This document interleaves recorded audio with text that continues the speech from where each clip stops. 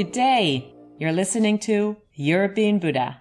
Warmly welcome. This is Martin from the recording studio. I had the wonderful opportunity to meet Gabriela Frey and Thea Mohr and talk with them about Sakyadhita, the International Network for Buddhist Women, and the conference that took place last year in Seoul with a wonderful title, Living in a Precious or Precarious World. During our conversation, we developed the topics further and addressed again the importance of dialogue and dialoguing. To give a perspective here, the EBU is represented in the Council of Europe and there by Gabriela Frey in the Conference for INGOs. Within that, both Gabriela and Thea work in the Committee for Interreligious and Interconvictional Dialogue. What that is and why this is such a key factor in civil society and such a key factor within our European Union, you can find out by listening to today's episode. Enjoy and have a good day.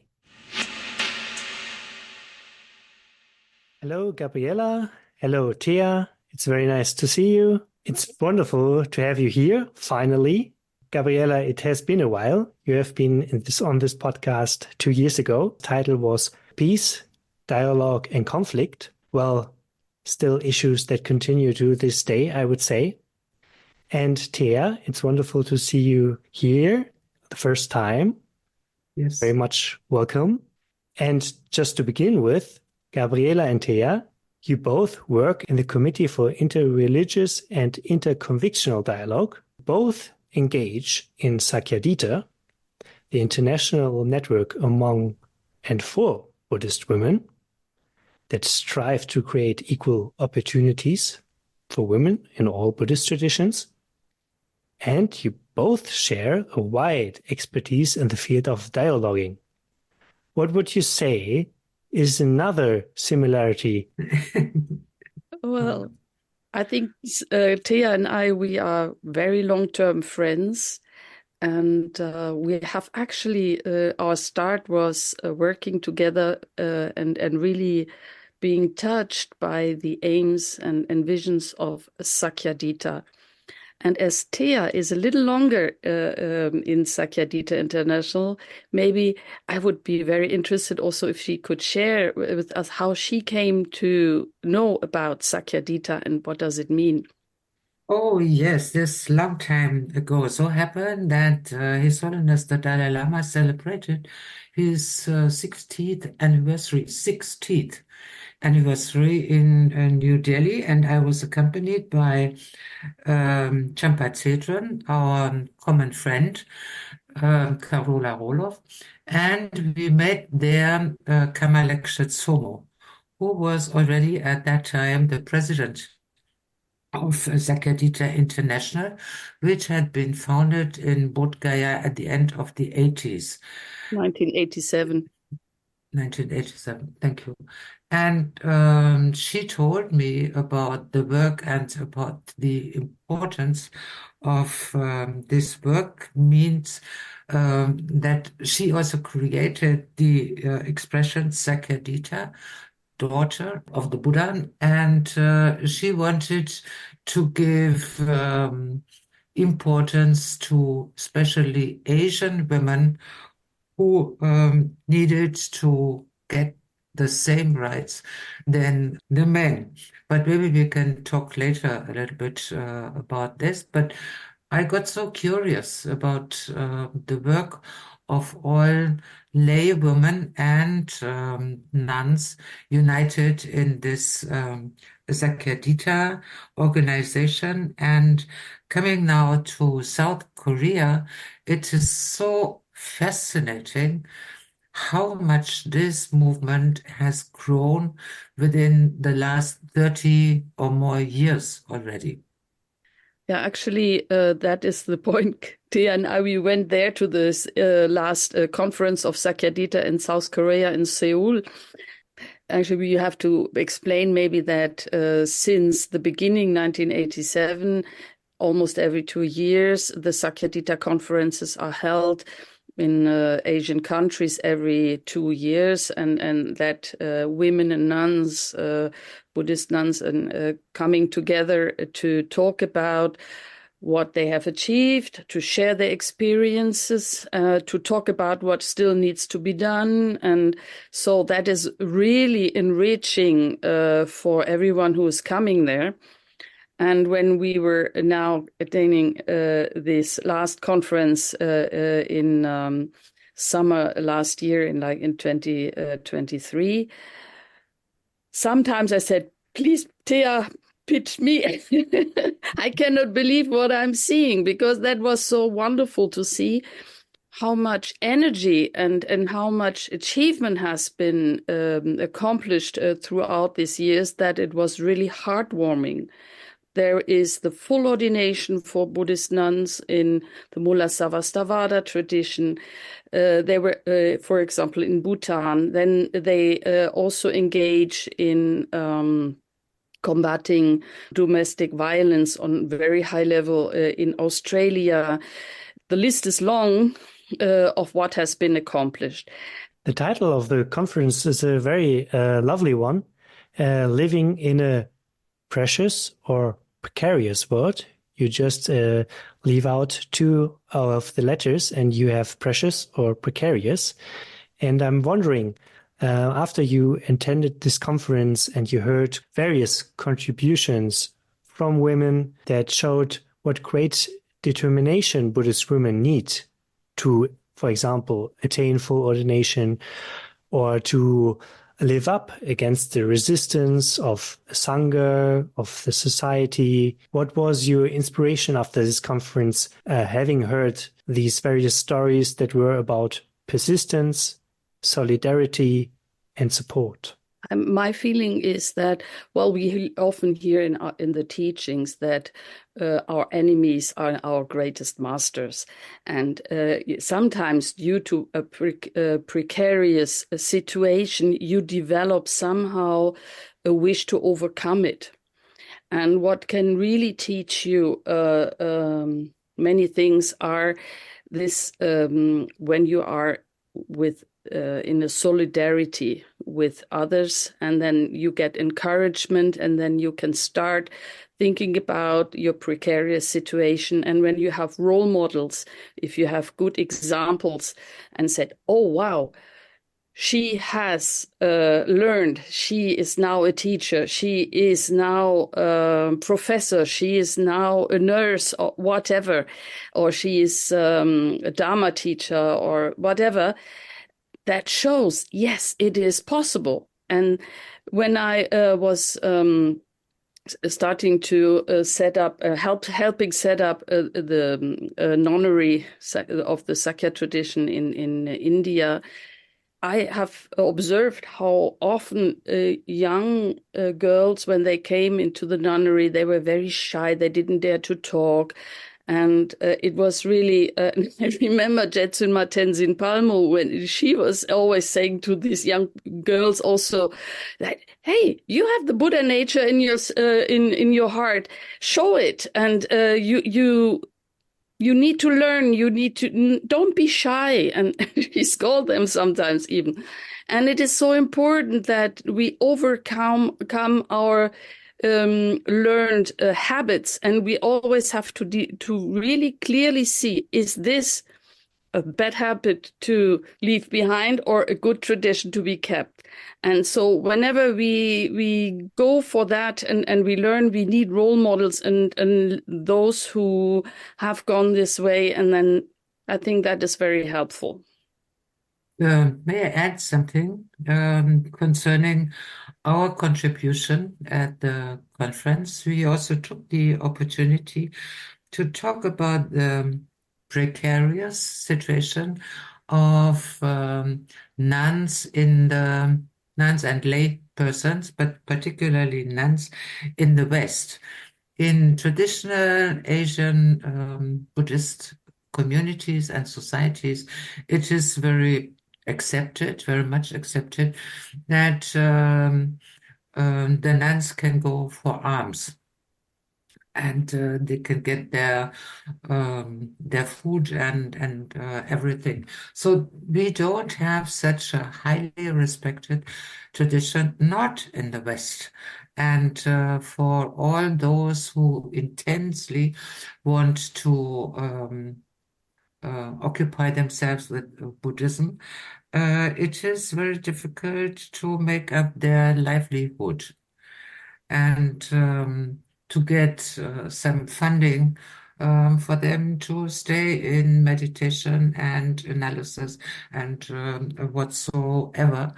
And it was very interesting that one of the Asian organizers of the conference was saying, "Oh, this is very interesting for us in Korea. We would also like to support our sisters in Europe by finding or by installing kind of good infrastructure so that they can also live as nuns are supposed to live." So we came home with a lot of inspiration.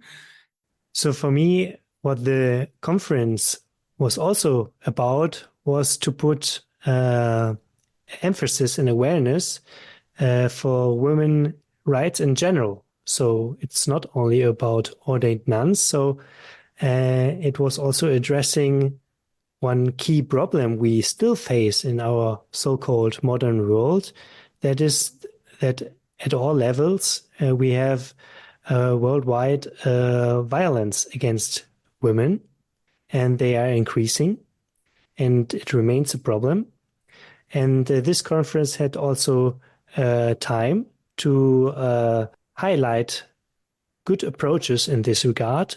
So, and there was Australia that launched a campaign to avoid violence in the family and against women in Buddhist communities.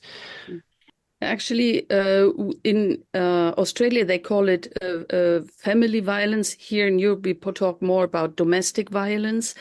And it is that the Australian government, if I understood well, it was in the region of the state of Victoria. They wanted to really address this increasing domestic violence and they also asked the representatives of different religious leaders to think about how, from their angle, they could help combating domestic violence. And then Sakyadhita Australia was involved, and they have started a really good campaign together with the other representatives of religions and beliefs.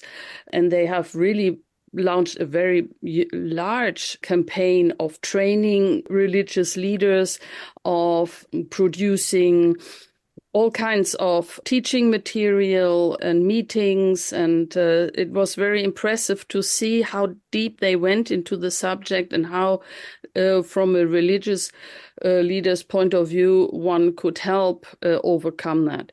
We have to bear in mind that nowadays we are talking about that every third day a woman dies out of violence from a close partner, friend, husband. And it is really something, a phenomena which we really have to address. And we are always overwhelmed with our daily work, and we rarely want to really go in deep into that. I've heard about that in France. They have started now a smaller, similar attempt to address domestic violence against women. But I think that is one of these big issues we really have to address, and it is urgent, especially in times of war and conflicts we are facing nowadays. This is an issue we need definitely to address. And that was also one of these reasons why already in 2008, Sakyadhita members thought we need to work on European level. And we have introduced or helped introduce the participatory status for the European Buddhist Unions to the Council of Europe in Strasbourg. And we have worked there with many others on issues like human rights and religion and other issues. Last time we spoke about the Council of Europe, Gabriela. It was from the last podcast, and it was within the background of the Ukraine crisis. Yeah. As the crises are continuing on various levels to this day, other urgent matters remain the same. Yeah. So let's maybe talk about the Committee for Interreligious and Interconvictional Dialogue. Maybe I have to say a word about interconvictional, Yes. because people, they just say, there is the English word conviction. I'm convinced about certain values. And we have less than half of our society, which is not saying, I'm not religious, I have a certain spirituality, I'm humanist, I'm philosopher, whatever. And what is so urgent and what we are emphasizing on since the beginning of our talk is that dialogue is so important. And we need to dialogue in order to address all these different difficulties we have and the violence and all these issues. And we need to talk. And if we exclude in interreligious dialogue everyone who's not Christian, Muslim, or Jewish, then we have a big problem, because that means that is almost half of our society. Even though Buddhists are we are a minority religion, and sometimes we also we are forgotten to get included in some interreligious dialogue. And I think it is so important that this dialogue needs to be opened. So there are lots of young people who have and experienced people who have introduced this idea and concept of interconvictionality. That means it's just a real broader form of a dialogue. And when we started to propose this committee for the interreligious and interconvictional dialogue, it was meant to really address everyone. I mean, interreligious dialogue or also interconvictional dialogue happened since decades already. But the outcome so far is not too productive, one may say, because still we have old structures and we have also a kind of male dominance in this interreligious dialogue. And what we are striving for and what distinguishes us maybe from other interreligious groups is that we are trying to have not only dialogue in harmony, we are also prepared for discourses which might be or which could also be some struggles, but trying to find and to create together new solutions. Yeah, this is what we think should matter in the future. It is not enough to shake hands and say, oh, we are good friends, we had dinner together and we exchanged good ideas.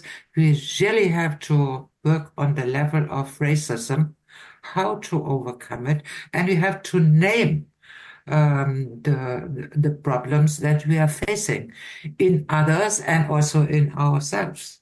If only the others would be racist, then there could be a simple solution. We also have to clarify that in ourselves.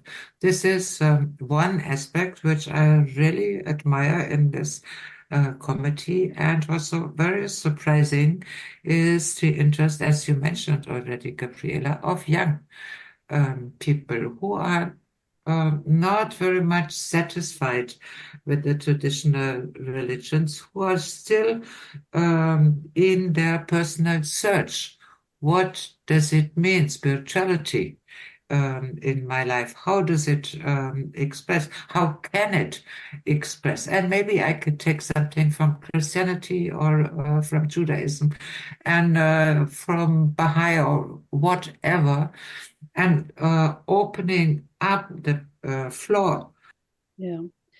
We have a phenomenon nowadays due to internet that people are in their bubbles, in their internet bubbles, and they speak amongst those who are of the same opinion. And what is now really a challenge is to get these bubbles a bit to meet, get them popped. You know what I mean? That they burst and that they mingle and that they exchange, and that is something which is so important. And what is also what we really love in the work of our committee is that we have people from all corners of Europe, from France, England, East and Western.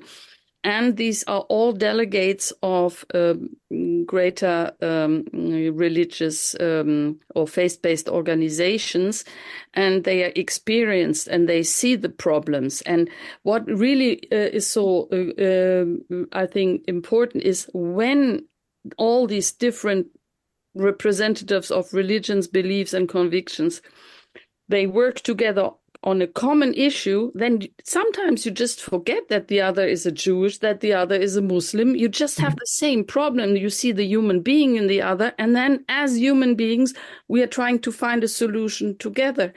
And that is, I think, extremely important that we work more closely all together.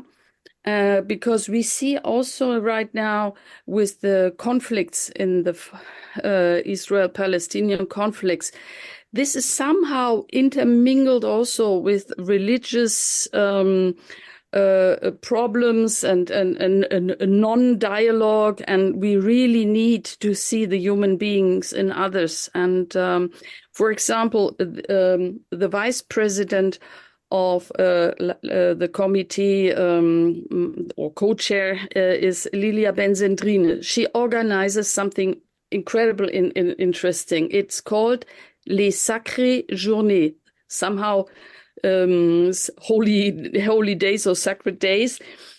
This is a festival where, for example, we have Christian choirs singing in a mosque, or we have Buddhists praying in the cathedral. You know, it is like bringing over an exchange of what we have of sacred expressions, like our music, to the others. And then that makes the other feel, wow, that touches them, and it's beyond words. And this is a form of communication which is really, really wonderful. I can really suggest everyone who can to come and see that once a year in Strasbourg. That's just one example.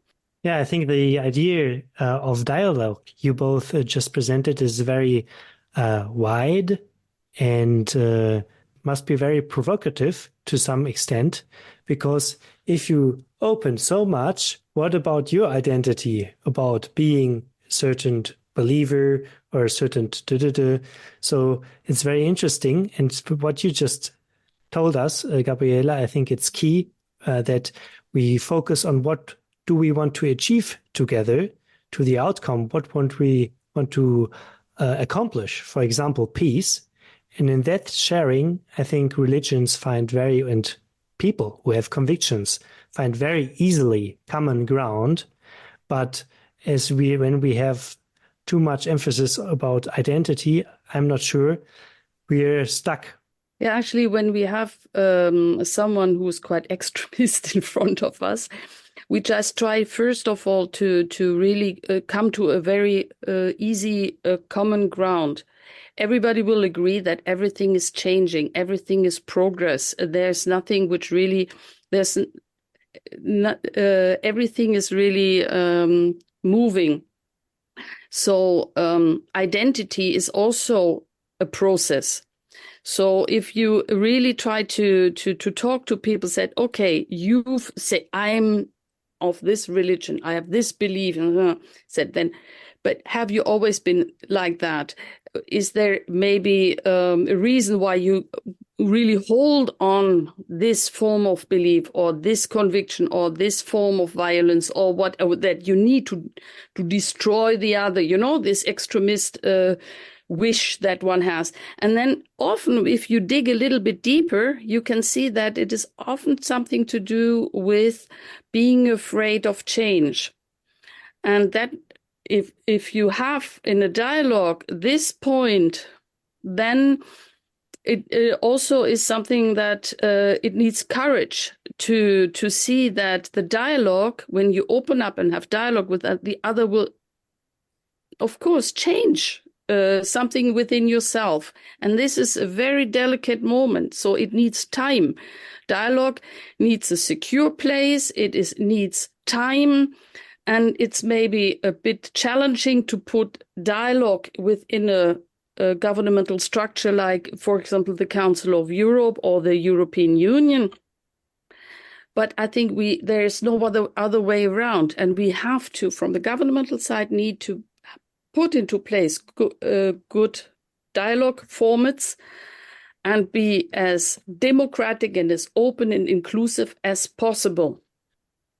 Yes, Thea, you also have quite a expertise in that as an academic researcher and also as a former director of the Diakonie in Germany, where you also encountered the topics of intercultural dialogue. What are your insights in this regard?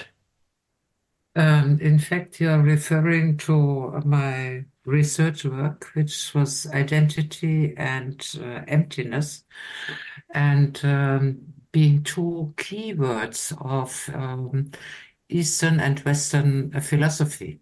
So in our Western context, we're talking about identity as something that develops in freedom and with the consent of the personality.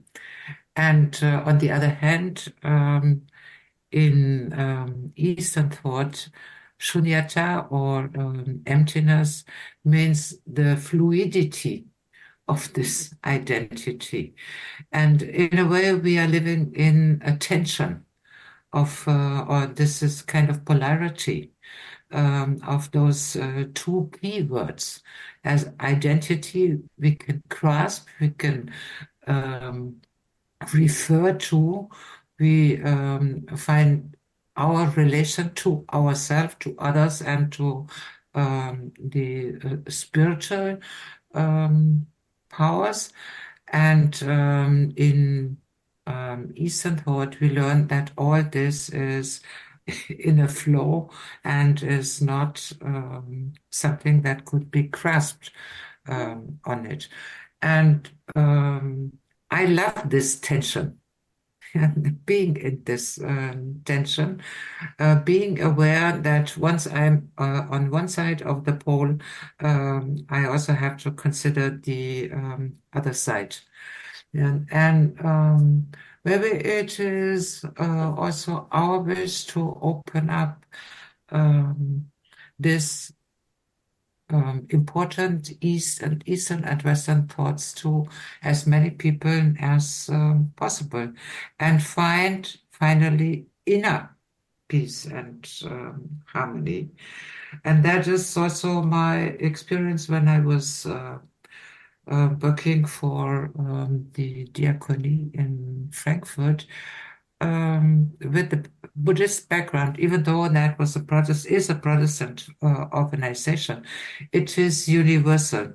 And the teachings are universal. It doesn't matter whether you belong to this or that confession. And that is also why I find it so important that young people come to our events and talk to us, because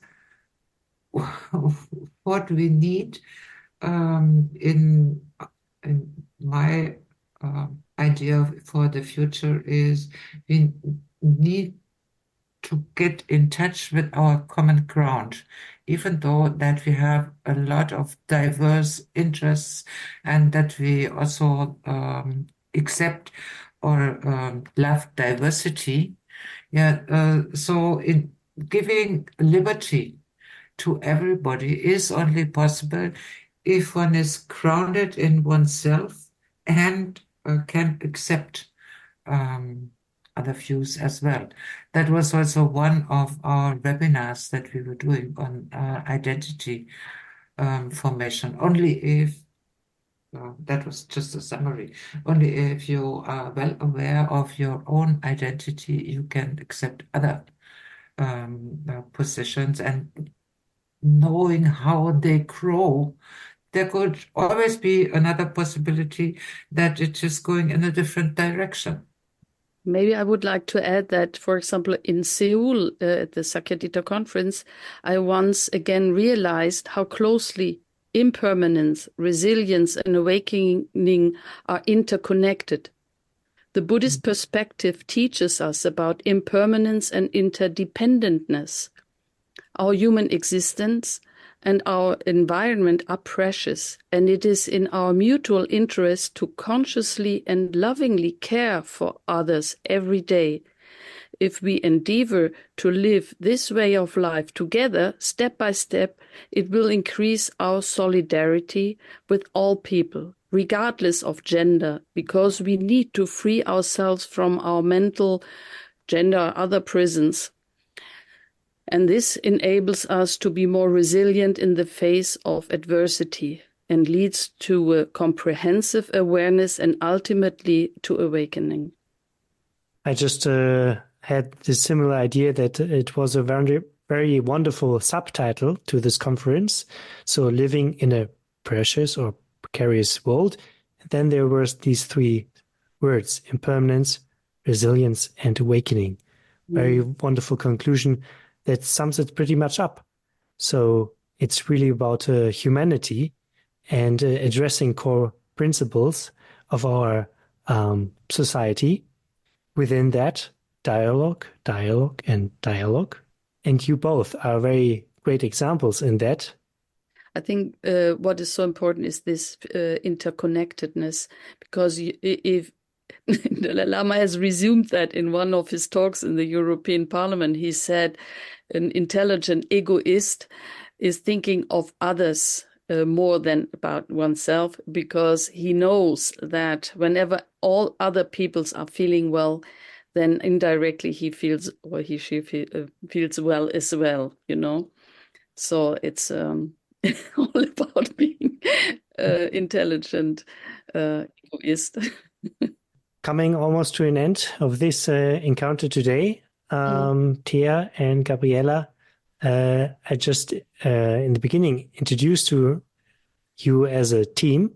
You worked for some years together. So anything you would like to share or highlight for the audience to know or to get inspired to, please feel free to just say something. I think Sakyadhita, one has to know that Daughters of Buddha does not exclude men. What we really would like to do is that find like-minded human beings in order to really work for gender balanced, religious balance, whatever, you know, that we find really a good middle way in order to live more in harmonious ways together. And I just can really encourage everyone, just whenever you feel like your heart is getting a bit dense in front of someone you don't know, you don't understand, or is frightening or whatever, just take a good breath and then to say, okay, that is also a human being, and this person, like myself, wants happiness, wants to be happy, wants to avoid suffering. This is our common ground. And then this gives you the little moment not to get trapped into your habits and get into any reactivity you might then be unhappy about later. I just would like to make it very short.